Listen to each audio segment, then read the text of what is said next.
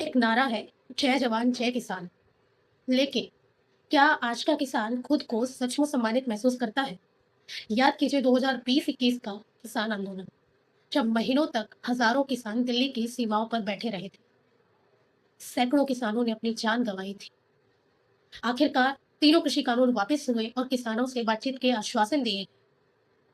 फिर से कुछ सालों बाद किसान दिल्ली की तरफ बढ़ रहे, और इस बार उनकी चिंता सिर्फ एमएसपी नहीं है। कई किसान संगठनों का कहना है कि प्रस्तावित इंडिया यूएस ट्रेड डील कृषि क्षेत्र को अधिक विदेशी प्रतिस्पर्धा के लिए अगर खोलता है, तो छोटे भारतीय किसानों को उनकी फसल का उचित दाम मिलना और भी कठिन हो सकता है। इसलिए वे चाहते हैं कि किसी भी बड़े फैसले से पहले उनकी बात सुनी जाए। और यहीं पर हमारे सामने आता है हमारा संविधान।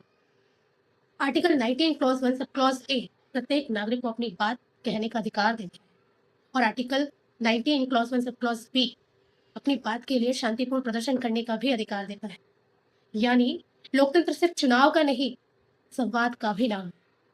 आचार्य प्रशांत अक्सर कहते हैं कि जिस समाज में अन्न पैदा करने वाला ही सबसे असुरक्षित हो, वहां केवल अर्थव्यवस्था ही नहीं, पूरे समाज की चेतना भी सवालों के घेरे में होती है।